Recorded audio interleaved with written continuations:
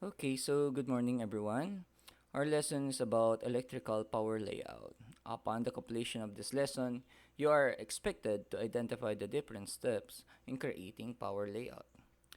List down the household appliances and fixtures that can be operated using the power of the electricity and appreciate the importance of electrical drawing. For your performance task, you are expected to draw a simple room plan and a drawing electrical power layout for it. So that's for today. Now let's dig in for our lesson.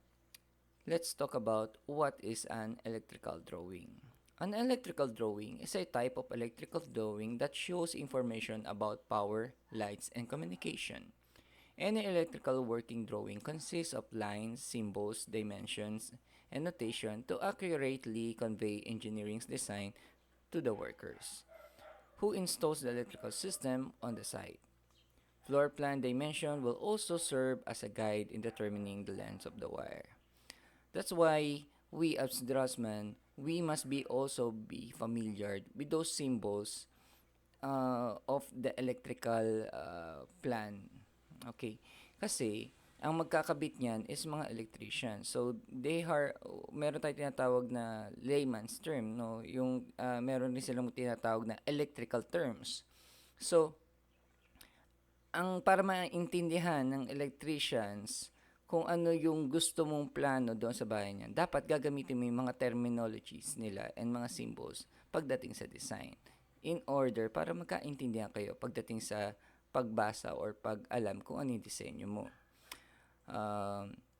You also must be sir, you must give a clear guide for the to determining the length of the wires kasi kasama rin sa estimation rin ng pag-install ng mga wirings yung familiar ka sa dimension ng yung bahay. Kasi doon sa what is the dimension of the wall will be consist of the dimension or the length of the wire that will be used. So, ganun lang po yun. Yan. So, complete the technical drawing with the guarantee that installation of electrical equipment and wiring exact as planned. So, if the electrical plans are complete and budge, the total of installation is largely depend on the judgment of the electrician. But the designer should not rely on the design of the electrical system, but only to install it. So, that is the difference between the two of the electrician and the designer. Ayan. So, we have rules in planning electrical system. So, first rule is the electrical outlet, except the kitchen, should average of 1 for every 6 feet. So, it means every 6 feet, meron tayong isang electrical outlet or ibig sabihin, may isang saksakan. So, ganun po ang layo niya sa pagitan. Ito lamang ay makikita natin sa mga living room, sa sa bedroom, yan. Sa bedroom, living room, yan. So, pagdating naman sa kitchen, iba ang ating ruling doon. For electrical outlets in kitchen should average for every 4 feet. So, medyo mas no, kalahat. Hindi man, almost no, half or more than half ng plants pagdating doon sa living room. Bakit? Kasi may mga electrical equipment na ginagamit tayo sa kitchen na dapat mas malapit. Yan. So, yun lang ang ruling pagdating sa layo ng outlet. In number 3, we have the third rule was wall between doors should have outlets regardless of the size of the wall space.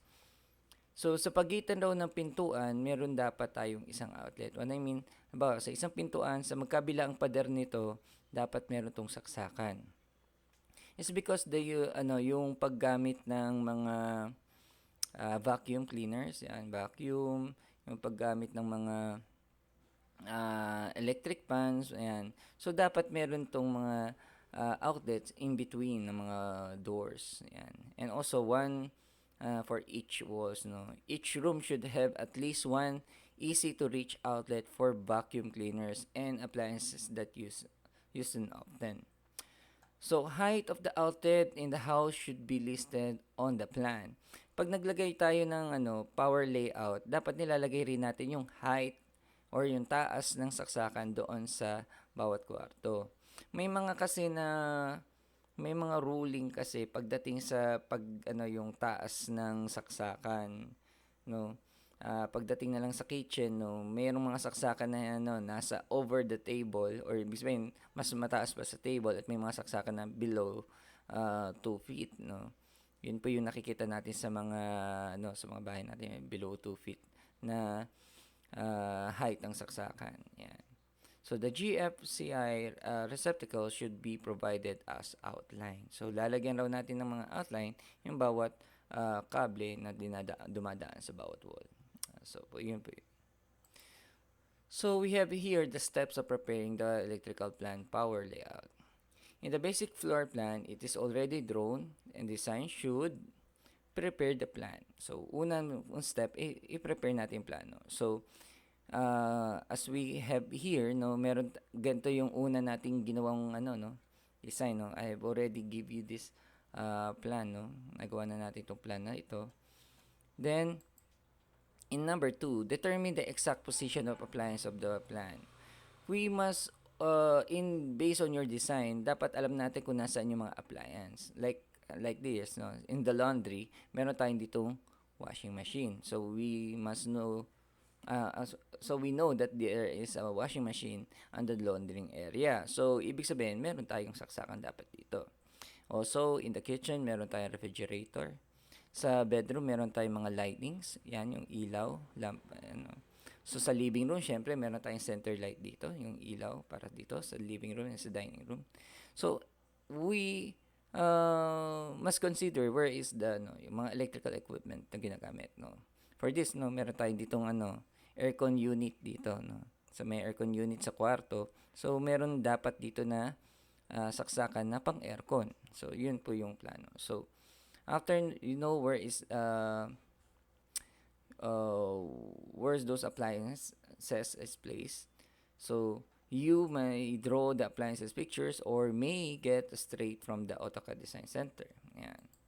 So, show the position of all outlets and controls using electrical wiring symbols. Group them according to circuit number. So, note, use line of a polyline drawing command. The polyline drawing command is a two-way command that creates straight line and curved line. So, that is a polyline. And the different modify command to perform this step. Okay. So, it will show at your performance task instructional video. I will show you that. Then next, the number of convenience in outlet. One circuit must not be more than 8 fixtures so that the 3.5 square meter wire can sustain the load. Yan. So we must consider that, no. Meron tayong 8 fixtures so that yun nga, yung 3 square meter wire ay mag-sustain ng load. Ibig sabihin, hindi siya mag-overload kasi sa dami ng saksakan niya.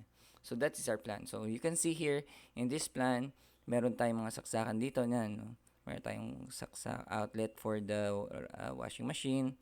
We have also another outlet here for the refrigerator. You see the connection, no? Meron silang yung dotted line na yun. That's the connection between all the sockets and outlets. Yan. So, meron tayong from the bedroom. Yan, as what we said, no?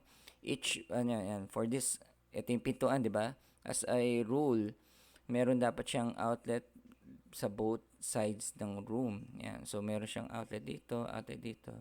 As this side naman, sa living room na ito, kasi nga meron tayong lampshade dito.